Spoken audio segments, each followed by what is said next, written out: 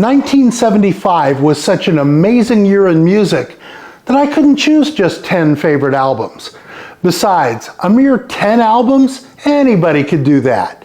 Real music lovers go hard to 30. That's my story, and I'm sticking to it. Hey there, Swan Shadow here. Welcome back to The Nest. In our previous video, we looked at 10 outstanding albums that are turning 50, a full-blown half-century in this year of 2025. In this second episode of what will ultimately be 3, we're going to talk about 10 more great albums from 1975. As I say each time we do one of these, please keep the following points in mind. Number 1, this list represents my individual preferences. It's not intended to be the best albums of 1975, in other words. These are simply records that I've enjoyed and that have made some enduring impression on me personally. Your preferences may and indeed should vary. Number 2, this list is not ranked. I've slotted these in more or less random order, so don't infer anything about my preferences from the arrangement. And number 3, I've included original studio albums only. There are no live albums or greatest hit sets in this listing. Got it? Good. Onward to the music. For many fans, Styx began the day Tommy Shaw joined the team. While there's no question that Shaw brought exciting new dimensions to Styx with his singing, songwriting, and instrumental talents, Styx was already a mighty fine band in the pre-Tommy days, when John J.C. Kurlewski was the other guitarist opposite James J.Y. Young. As testimony to this, we present Equinox, Styx's 5th studio album and the final installment of the J.C. era. Equinox represents a turning point for Styx in several ways, aside from the impending personnel change. It's the band's first release for A&M Records, for which they would produce most of their best-known albums. It's also the point at which the Styx sound takes its first giant step toward the AOR powerhouse that listeners would come to know, and away, at least somewhat, from the quasi-prog light sound that characterized the band's 4 albums for the low-budget Wooden Nickel label. What's clearly different on Equinox from subsequent Styx albums is the dominance of Dennis DeYoung. DDY sings lead vocals on all but 2 tracks here, Midnight Ride, written and sung by JY, and Prelude 12, a brief instrumental penned by JC. The outstanding songs on Equinox, Light Up, Sweet Madam Blue, Lorelei, and Lonely Child, are all written and feature lead vocals by DeYoung. Well, Lorelei was co-written by JY, but you get the drift. I'm not saying that's a bad thing. I'm a huge fan of DDY, and I really dig his work on this entire album. In retrospect, however, the element missing from Equinox is Tommy Shaw, dividing the heavy lifting and the attention with Dennis. For those of us who were into Styx before Tommy's arrival, Equinox still shines as the pinnacle of the band's output from that time frame. Lorelei and Light Up remain on my list of all-time favorite Styx numbers, and the rest of the album continues to be an entertaining and surprisingly strong listen. If your only exposure to Styx comes from after Tommy Shaw enters the fray, I offer Equinox as a worthy taste of what was happening with Chicago's finest before then. There was a time in the long, convoluted life of the musical collaboration that began as Jefferson Airplane that the notion of morphing into a band that enjoyed commercial success making poppy love ballads would have seemed ludicrous. And yet, that's exactly what happened. Red Octopus, the name reflecting the 8 members of the band at that time, remains the biggest selling album by any iteration of the Airplane Starship continuum. And yes, it's mostly a collection of poppy love ballads. That said, it's a wonderful, quirky, delightful collection of poppy love ballads. It's also more than that.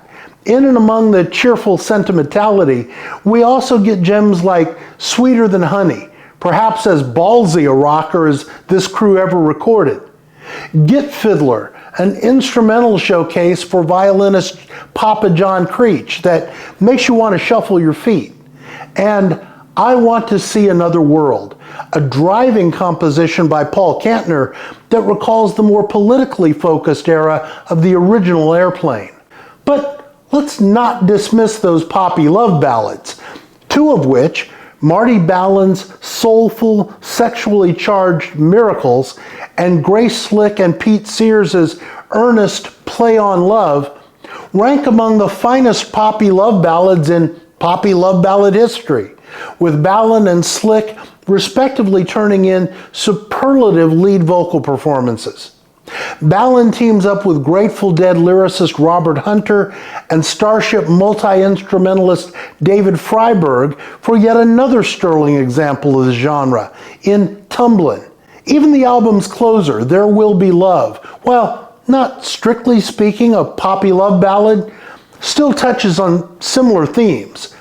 As Paul McCartney once noted, there's nothing wrong with silly love songs, and these aren't even silly. The instrumental firepower on Red Octopus is stunning. Guitarist Craig Chaquico, only 17 at the time of this recording, wields his axe with the potency of a veteran. Pete Sears and David Freiberg switch off on bass and keyboards, laying down musical beds that feature both musicians at the peak of their game. Creech's soaring violin is every bit as essential an element of the Starship sound as Robbie Steinhardt's was to the original Kansas lineup. And, as previously noted, neither Ballin nor Slick ever sang better than they do on this album.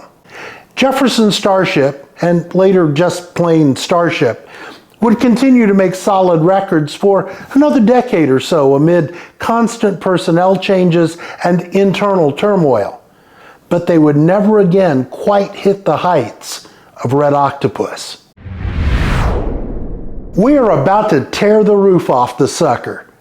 Mothership Connection marks the point at which George Clinton's P-Funk empire expands outward from being an exclusively black community phenomenon to gaining crossover success.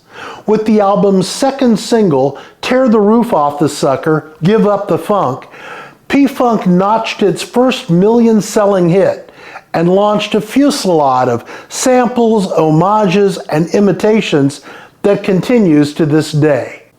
Clinton delighted in thematic presentation, wildly evident here in Mothership Connection's science fiction imagery.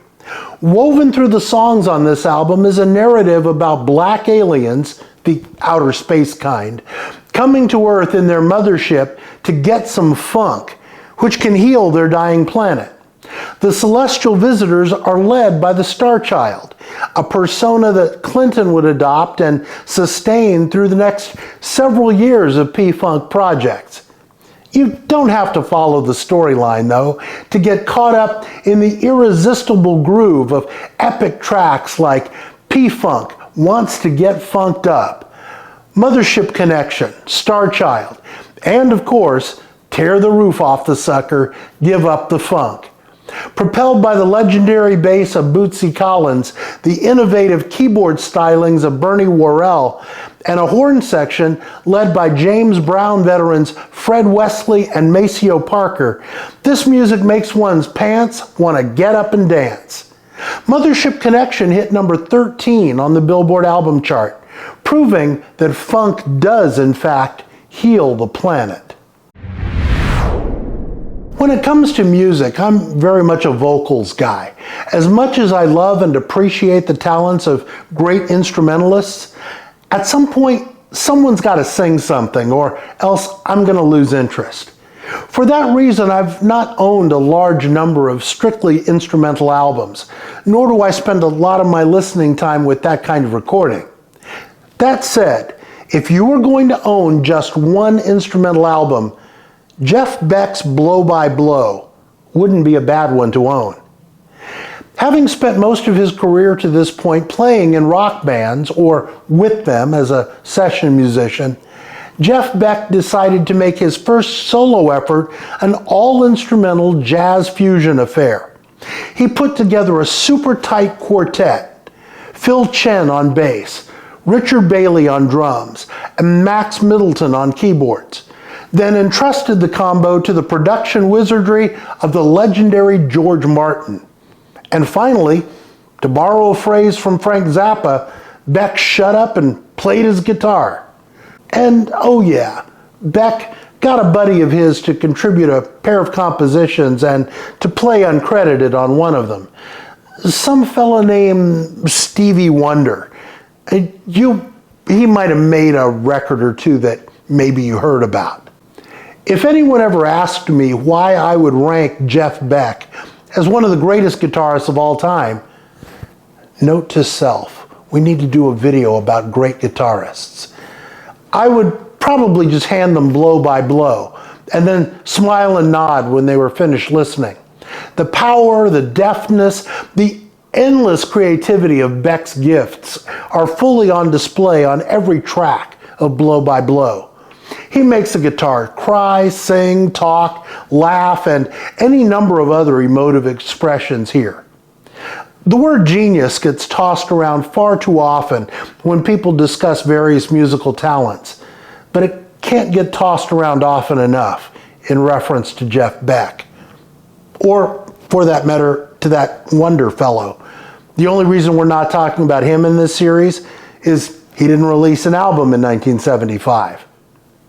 Ask Paul Simon about the significance of that. Yes, I know, Bohemian Rhapsody.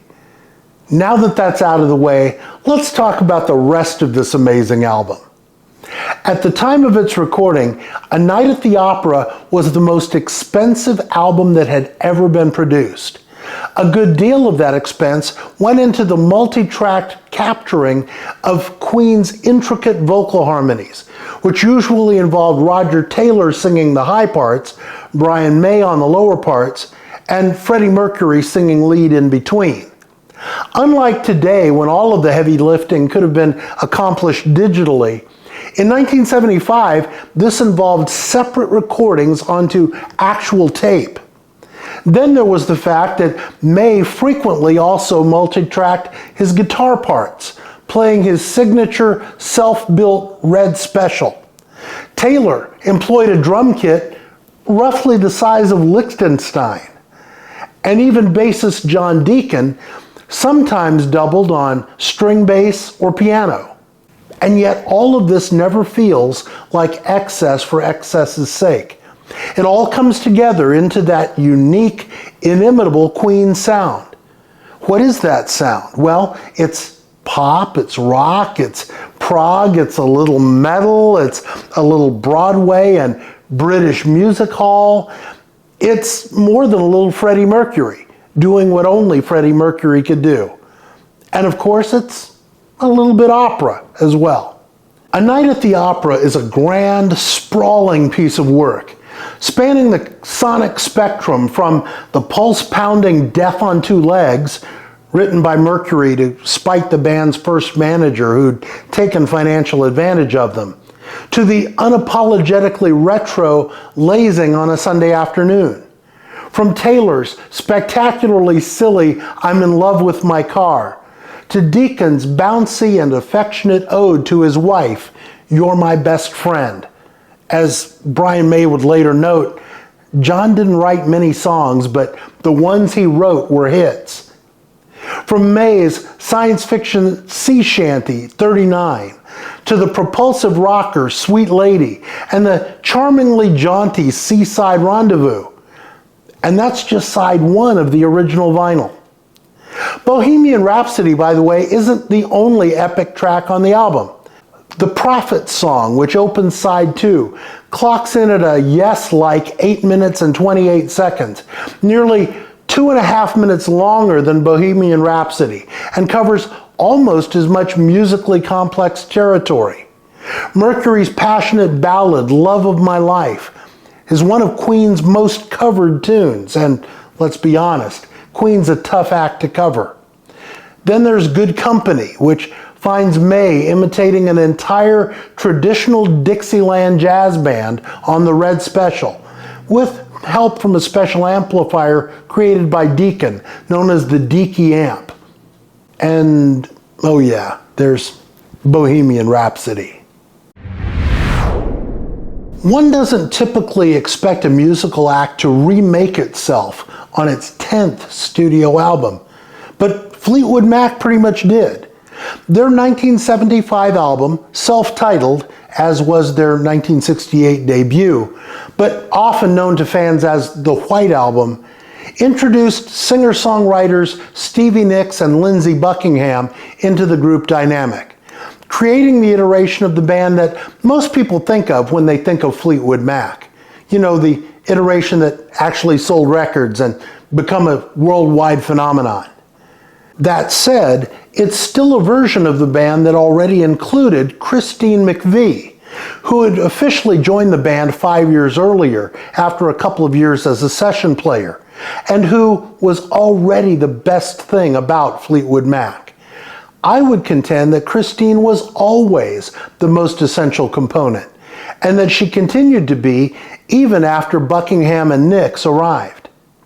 My favorite Mac songs are, with very few exceptions, songs that Christine either wrote herself or co-wrote, most often with Buckingham from this point forward, and usually on which she performed the lead vocal.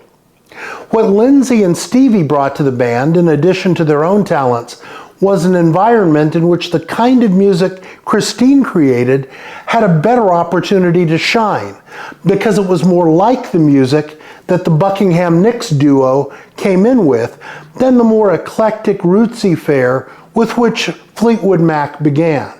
It's no accident, then, that my favorite songs on this particular album are the Christine songs. The top 20 hits, Over My Head and Say You Love Me. Warm Ways, the album's first, less successful single. The eventual concert staple, World Turning, the first Christine-Lindsey collaboration. And the rollicking Sugar Daddy. There's just so much maturity and warmth in both Christine's singing and songwriting that she was clearly, at least to me, the secret sauce in the Fleetwood Mac recipe. That's not to take anything away from Lindsey and Stevie's contributions here. Lindsey's Monday Morning, which opens the album, is a fine track. And both of Stevie's compositions, Rhiannon and Landslide, have proven themselves to be crowd pleasers over time. I like Rhiannon much more than Landslide, but for me they both suffer from Stevie's lead vocal, which, sorry Nicks fans, I didn't like in 1975, and I haven't warmed to in the half-century since. I've often made the observation that I would like all of Stevie's songs better if Christine had sung them. And that's definitely true of these two numbers. But that quibble aside, this is an outstanding album. To my ear, it's every bit as good as the follow-up, Rumors, which we all know became one of the biggest selling albums in history. I'm glad, though, that the success of Rumors drew people back to give the preceding album a second chance. It certainly deserved that. One of These Nights was the album that launched the Eagles into the stratosphere commercially, selling over 4 million copies. It became their first #1 album, containing 3 top 10 singles, Lion Eyes, Take It to the Limit, and the title track, including the band's second #1, One of These Nights, which followed Best of My Love. The album earned the Eagles their first Grammy for Best Pop Performance by a Duo or Group with Vocals for Lion Eyes, which was also nominated for Record of the Year. In addition, it's the last Eagles album to feature the 4 original members. Bernie Leadon, who was dissatisfied with the band's growing de-emphasis of their early country influences, would take a hike after this record's release. As happens with many albums, and especially Eagles albums. One of these nights surrounds several outstanding tracks with a fair amount of filler. The 3 hit singles, plus the Henley Fry composition After the Thrill Is Gone, rank among the band's finest pre-Joe Walsh work. Take It to the Limit, Randy Meisner's only Eagles song to be released as a single, soars on the wings of Meisner's plaintive tenor. Ironically, it's also the song that led to Meisner's departure from the band some years later, as he would often struggle to reach the high notes in live performance, and would sometimes refuse to perform the song, one of the band's concert highlights, at all. Tension over this and other issues between Meisner and Henley and Fry would ultimately force a parting of the ways. Lion Eyes was allegedly inspired when the Eagles were hanging out in a favorite LA watering hole and saw a gorgeous young woman enter on the arm of a much older and far less attractive but obviously wealthy man. Fry said, "She can't even hide those lion eyes." Immediately, he and Henley grabbed cocktail napkins and began scribbling down lyrics. I still wonder how one knows when one has arrived at the Cheatin' side of town. Is there a sign? Aside from the 4 tunes we've already discussed, the rest of the album is pretty forgettable. Visions, which features Don Henley's only lead vocal on an Eagles song, serves mostly as evidence of why Don Felder didn't sing lead on more Eagles songs. The closing number, I Wish You Peace, co-written by Leadon with his then-girlfriend Patti Davis, daughter of California Governor and soon-to-be President Ronald Reagan, that song flat out sucks. Henley has frequently stated his embarrassment with this track. He's called it smarmy cocktail music and stated that he and Fry only agreed to include it on the album as an olive branch to try and keep Leadon in the band. But look, you can throw in some junk when half the record is stone cold gems. And on that, One of These Nights definitely delivers. And now for something completely different. I distinctly recall the first time I heard Pampered Menial, the debut album by St. Louis-based Pavlov's Dog. I was intrigued by the band's name and the unusual cover art, but mostly I was curious because the record was produced by Sandy Pearlman and Murray Krugman, whose names were immediately familiar to me as the producers of one of my favorite bands, Blue Oyster Cult. So I decided to give the record a spin.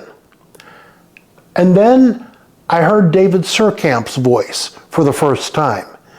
And my brain quoted Slim Pickens' famous line from Blazing Saddles.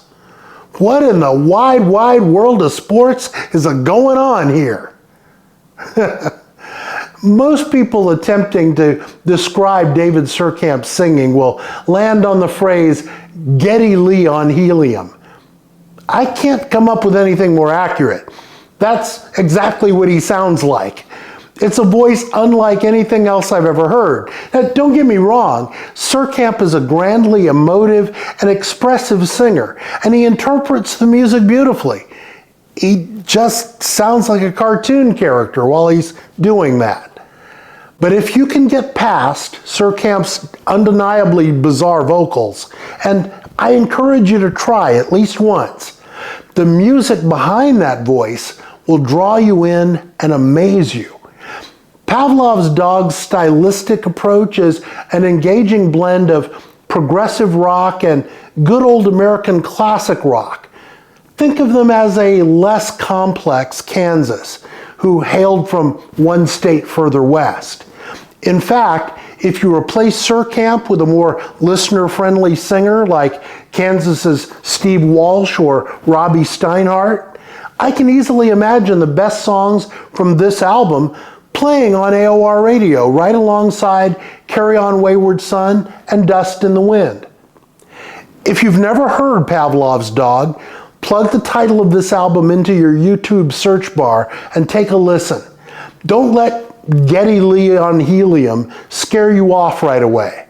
Focus on the gorgeous melodies of songs like Julia, the haunting ballad that opens the album, and the spectacular playing throughout the record. The songs on the original vinyl side 1, that would be the first 5 tracks, are tighter and more radio ready. Those on the B side get more progressive and expansive. They're all excellent. There isn't a bad cut on this entire album. You'll pick up flavors of, among many others, Jethro Tull, early Styx, Supertramp, even a little bit of Meatloaf along the journey. If you get all the way through to the final track, the glorious fantasy epic of Once and Future Kings, you'll have either decided that Pavlov's Dog is just not for you, or you just might be hooked. Given that we just discussed an album by Pavlov's Dog, whose lead vocalist David Surkamp is often described as Geddy Lee on helium, I figure we might as well follow up with just plain Geddy Lee. Rush released 2 studio albums, their second and third, in 1975. Fly By Night marks the debut of Neil Peart as the band's drummer and primary lyricist, as well as the beginnings of Rush's pivot toward a more progressive rock approach. Caress of Steel finds the Canadian trio fully embracing their newfound sound, even though they hadn't entirely figured out where they wanted to go with it. Neither album ranks with the best of Rush's extensive catalog. That's not to say that either is a bad album. I don't think 3 guys this talented could make a bad album. It's just that this is a band still finding its footing in a new, more complex musical field. And they just needed more time, one more record, to firm up the foundation. I like Fly By Night a little better than Caress of Steel, mostly because it's somewhat more listenable. It contains a couple of songs that were written before Peart joined the band, Best I Can and In the End, and another that married some new Peart lyrics to previously composed Lee and Lifeson music. That's Anthem. You get a sense of comfort with those numbers that still probably felt familiar to the musicians. There's also the band's title track, which was clearly written to be released as a single and thus enjoys a degree of radio friendliness that the rest of the album lacks. Caress of Steel, while definitely more in the vein of what Rush would soon morph into, makes for somewhat more challenging listening. The performances reflect all of the brilliance that one would come to expect from Rush, but the deep dive into the progressive end of the pool, with its fantastical lyrics and symphonic bombast, hadn't fully gelled. Geddy Lee would comment in later interviews that he finds this album and the song Lakeside Park in particular kind of cringeworthy. I think Geddy's being a trifle harsh, but I understand where he's coming from. To me, for whom Rush would eventually become a favorite band, it's interesting to hear the evolution, where they started the journey and now they took those initial steps toward the Rush I know and love. After all, none of us got where we are without having been where we were. Remember when the Quiet Storm format was all over late night radio? If you lived in the San Francisco Bay Area anytime in the 80s and 90s, you'll recall Berkeley-based KBLX as the West Coast pioneer of the smooth R&B format. This is the album that started it all. Smokey Robinson's third solo effort after his departure from the Miracles, A Quiet Storm finds Smokey turning his songwriting chops and his inimitable voice to the kind of record that was tailor-made as a soundtrack for, shall we say, romantic activity.